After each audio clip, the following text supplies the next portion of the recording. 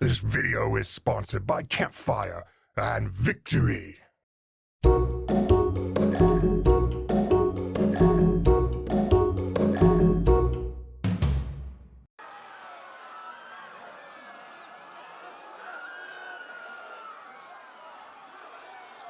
I don't know about you, but I could sure go for a power fantasy right about now. Power fantasy is one of the greatest parts of storytelling. In fact, power fantasy is one of the few tropes to rival even the mighty love triangle, especially in terms of the number of stories ruined by it. But that won't happen to me, because a real writer wouldn't be so weak. Follow my power fantasy guide, and you'll be churning out the best stories, and you won't even have to do 100 push-ups, 100 sit-ups, and 100 squats, and a 10-kilometer run every single day. So let's rip and tear our way into a lesson on how to power level the power level of our power fantasy. But what is power fantasy? Power fantasy is when a character, usually intended to be the audience's surrogate, is empowered, very often excessively so, and is considered a type of wish fulfillment. It usually doesn't have a clear definition, and it has a lot of negative connotations to the point of often being a criticism. It's also the bread and butter of the vast majority of American entertainment. A character who gets a bunch of superpowers and saves the world is a power fantasy. So is a serial killer protagonist who murders his way through a secret cabal of other serial killers. It can even be something like a kid from the slums becoming the CEO of a powerful corporation, or a young girl that stops a war by herself. Power fantasy can be incredibly broad, yet like any trope worth adding to a story, Terrible Writing Advice will always champion adding it in excess. The best way to add a power fantasy is to overpower the story with the unlimited power of our flawless main character. Power fantasy is good for catharsis, building up the tension and then releasing that tension through strategically placed power fantasy can create truly awesome moments. All it requires is just a bit of patience. Yeah, I can manage that. No problem, just gotta wait. Yep. Can't let my protagonist be awesome just yet. No! I can't stand it anymore. I must unleash my overpowered protagonist. Yeah! IDDQD and IDKFA. That's how you do it. Just let your protagonist rampage through the story on God mode. If having the character effortlessly beat up villains is awesome one scene, then having every scene be that will surely make the entire story awesome. This will make the story about as exciting as watching a steamroller flatten pavement, but that is a small price to pay so I can indulge in my personal power fantasy. Making power fantasy personal is the best way to go about implementing it. It will look a bit odd when the superhero protagonist sidetracks the middle of the story to beat up a random English professor who gave me, our hero, a C- on a paper that was totally an A+ essay, you withered tenured fossil. But that will just make the hero relatable. Indulging in petty personal vendettas with disproportionate punishments against specific individuals is something that we can all relate to. That's what heroism is, after all, using power for personal advancement and to get even over perceived slights. Only losers stick to the moral high ground. True heroes abuse their power at every opportunity. The key to making this work is to make sure that the story always sides with the character's abuse of power by never suggesting that they are in the wrong, or even worse, by taking a neutral tone and letting the audience decide for themselves. While power fantasy can be indulged and explored with an amoral character, at this point I've projected myself too much onto them, so I'll just have the story say they are the good guy even while they brutally murder thinly veiled caricatures of my book's critics. I just can't see how this can make my all-powerful character unrelatable. Some writers suggest that characters exist on a spectrum of Superman to Everyman, with the Everyman being more easily relatable and Superman being less relatable. The vulnerabilities and flaws of the Everyman make them easier to identify with given their more mundane problems and outlook. After all, it can be hard to identify with a perfect Superman-like being. Too bad this is completely wrong.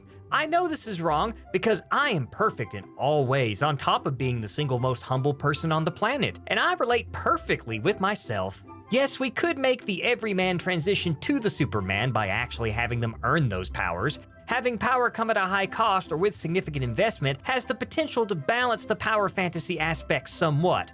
After all, with great power comes great references to that one Spider-Man movie. But we're not here to explore the nuances and perils of balancing power with personal responsibility. We're here to indulge. The last thing I want is to waste time on being responsible for all of that awesome power. That gets in the way of the fantasy part of the power fantasy. It's the same issue with having a character trained to earn their powers. Uh-oh, we just stumbled into a training arc. Silly, terrible writing advice. This isn't an anime video. In the good old US of A stories, we just hand our superpowers over to the main character for free. Using a training arc to establish the limitations and rules of their power? Explore characterization through the hardship of the training regimen? Nah.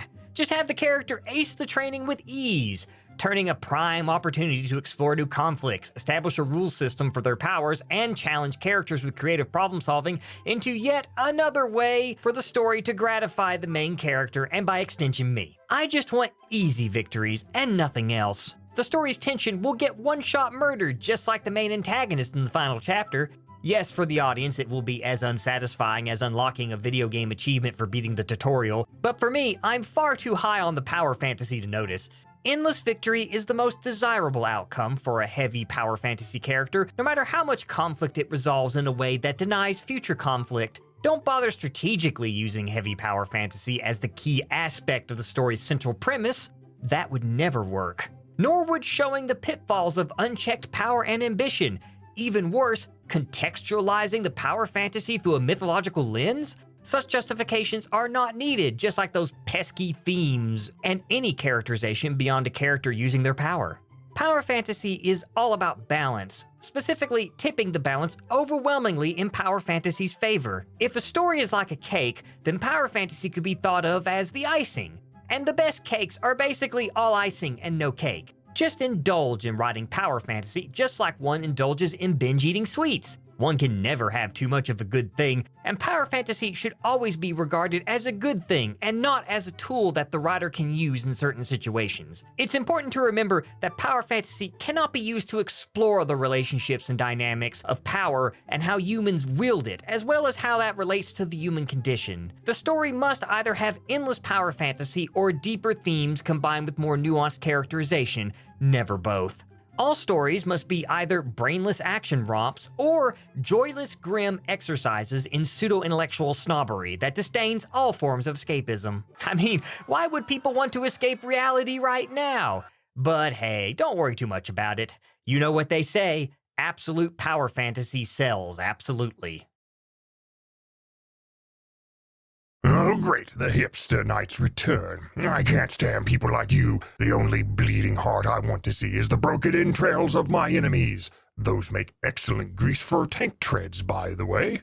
No, I just want you to stop selling out and taking sponsorships. You can have my bloated defense spending when you pry it from my cold, dead chainsaw hand. Soldier, I order you to open fire and destroy this man. At long last, I will finally have a real battle. Sorry, General. Ammunition budget was the first to go. Okay, fine. Call in an airstrike. The Senate Appropriation Committee appropriated the Air Force budget. Armored column, advance. Fuel funds got slashed in favor of healthcare subsidies. Order an orbital bombardment from our battleships. Stuck in dry dock. Farmer bailouts. Farming bailouts? Farmers don't do anything essential. Whatever. Throw a rock at him or something. Yes, sir. I think I can... No, wait. Rock funding is gone, so Congress can have a new jacuzzi wing in the Senate building. No, I won't accept this. I was promised a sponsorship war.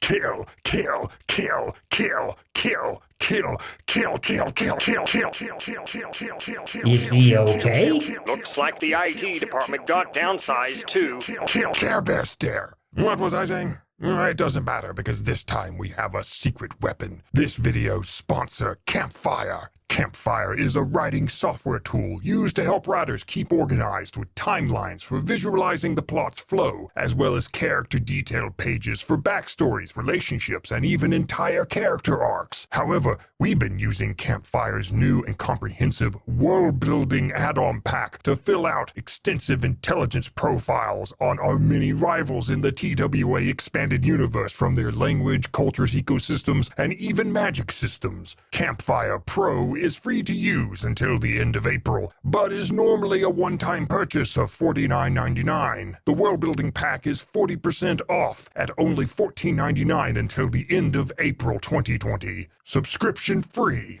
TWA fans can go to bit.ly/CAMPFIREPROTWA2 or click in the link in the description below. Wait, where did Sir Socialist go? He took the sponsor and left. And you didn't try to stop him? No animation budget.